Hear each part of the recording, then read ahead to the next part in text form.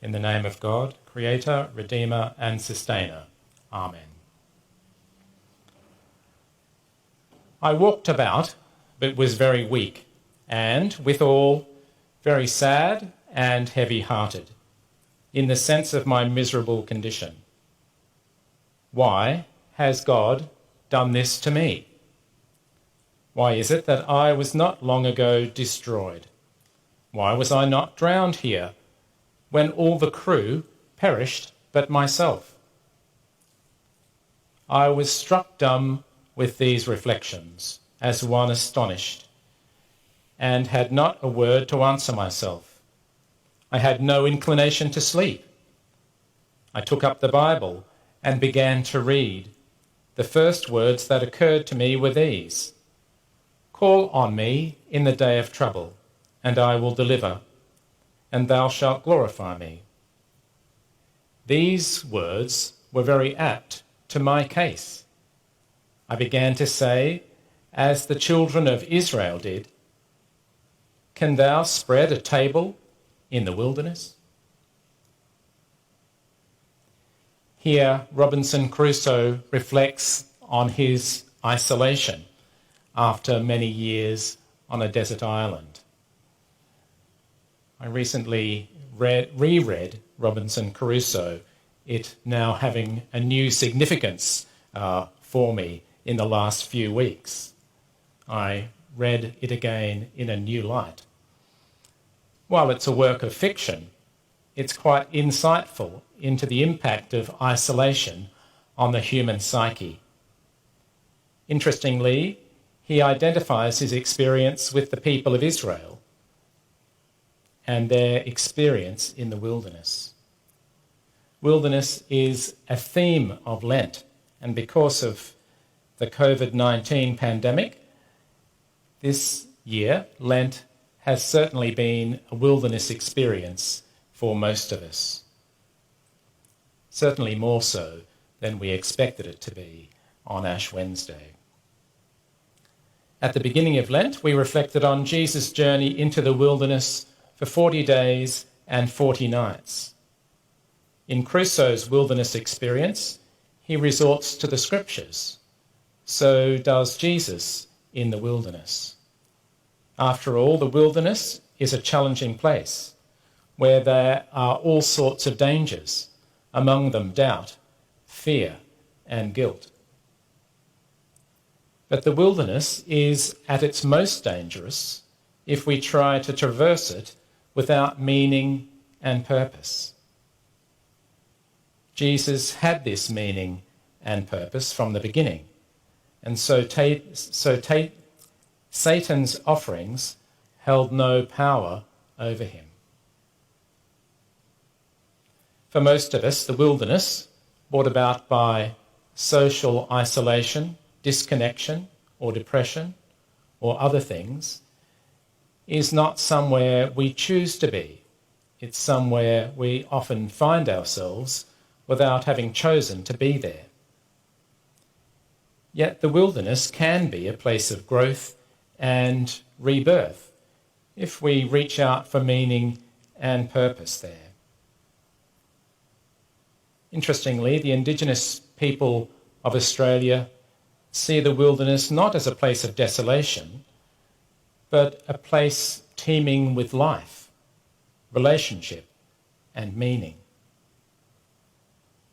Indigenous wisdom tells us that deep listening is required in the wilderness. Deep listening to the environment, to the land, and attention to its creatures and plants. Indigenous wisdom tells us that we have to take the wilderness at a different pace, not the usual hurried pace of our day-to-day lives. As we struggle with social isolation, disconnection, and anxiety brought about by our current crisis, where do we seek and find meaning and purpose in this particular wilderness that we find ourselves in at the moment? Are we taking it at a different pace and doing some deep listening? I hope that in the Scriptures we can find not only peace and comfort and reassurance that we so much need, but also meaning and purpose. If the wilderness is a place of listening, rebirth and new beginnings, I wonder, what are we learning about ourselves and about our world during this strange time? Many are learning that their individual needs and rights aren't always number one. We can't always have what we want when we want it. This has come as a surprise to many. The needs of others, especially the most vulnerable in our communities, need to be put first. Yet the urge for self-preservation at all costs has sadly been evident amongst some people, hence the toilet paper fiasco. What is that all about? We are rediscovering a concept that apparently many had never heard of, the common good. It stands in contrast to the me culture of individualism that has gone unchallenged for too long. It's a sad indictment on human nature, though, that this me first at all costs culture is not necessarily a new thing.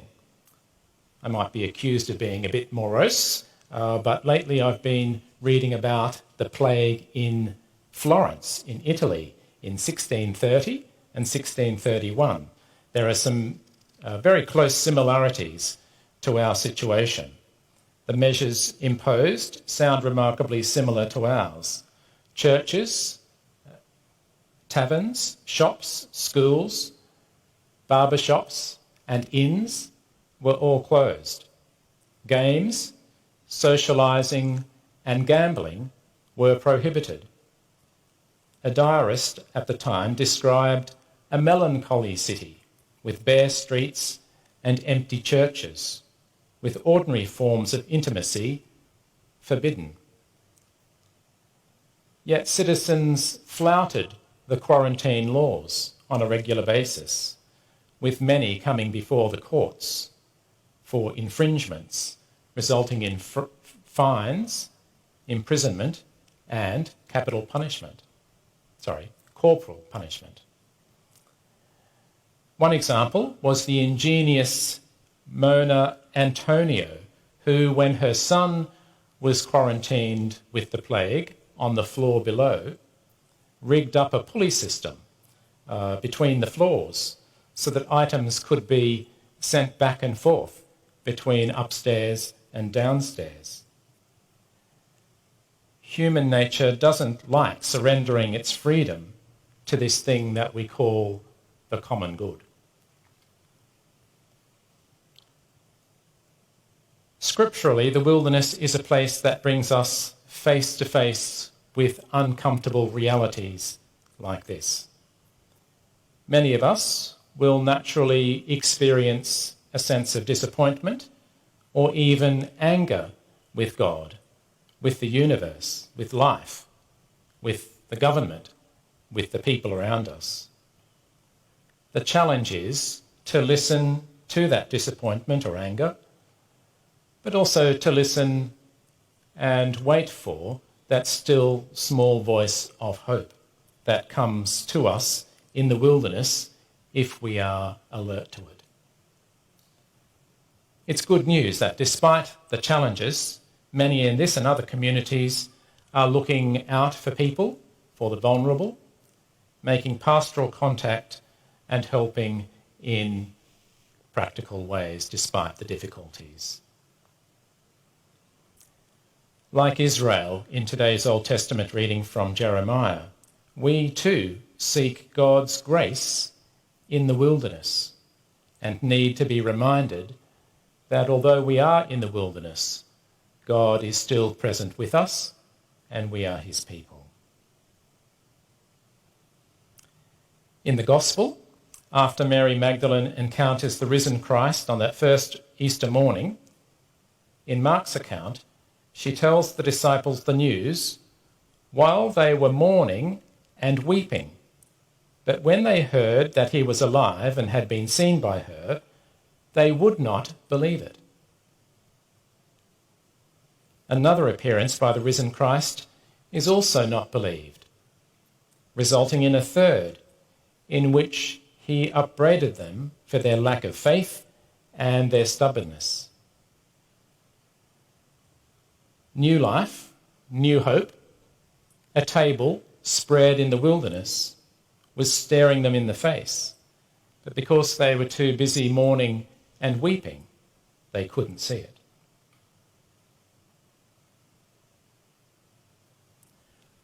While we suffer anxiety and all sorts of confusing emotions in this strange wilderness-type space created by COVID-19, let's not allow it to blind us to the gentle breeze of resurrection hope that we celebrate today. Jesus comes to us in our wilderness experience and spreads a table there. He says to us, as he said to the disciples on that first morning, "Do not be afraid." Perhaps you're not completely ready to enter fully into the joy of resurrection this morning. Maybe you're still in a sort of Easter Eve or Holy Saturday space. That's okay. Don't push yourself. COVID-19 seems to have created a very Holy Saturday kind of space for us. But at least be like those disciples on the road to Emmaus, whose hearts were open to meet Jesus when they found him there unexpectedly. So what can we take forward from this unique celebration of Easter this year? Probably many things, but I can think of just a few. Firstly, thankfulness. We have many challenges, but still there's much to be thankful for. A good public health system, biomedical research, an efficient government with a safety net for those financially affected, essential services, a lot of goodwill, the internet. Lots to be thankful for. Secondly, a heightened awareness of the vulnerable of our society and the need to protect their needs, and that those needs override the needs of any one individual. Perhaps a renewed appreciation then of the common good. Thirdly, when it's all over, we'll all have plenty of stories to tell when we get together with friends and family. Has anyone ever seen so many worship services from Christian churches televised on the commercial stations in one weekend? I think that's a story in itself. Finally, as a church, COVID-19 has taken us into some new spaces as we explore how to be church without a building. Yet these new ways of being church are actually reaching more people with the gospel than the in-person approach. I think the Dean tells me that on average there's been about 1,000 people tuning into these live stream services on Sundays from here at the Cathedral.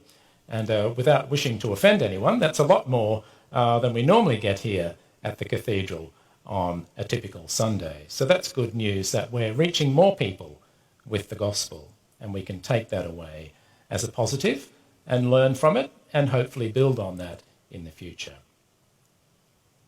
I'd like to thank the clergy and lay people who are using their creativity and other gifts to make these online offerings possible. But while for some faith can flourish and thrive without a building, for others faith is in the building or is the building rather than about the mission of the gospel. These need to do some hard thinking about the meaning and purpose of that kind of faith. May we all be challenged by the angel's message to the women at the tomb. It's a reminder that God is not always where we expect to find him. He's always a step ahead, beyond the bounds of our church doors, beyond the bounds of our preconceived ideas, beyond the bounds of our expectations, setting a table unexpectedly somewhere for us in the wilderness and meeting us on the road.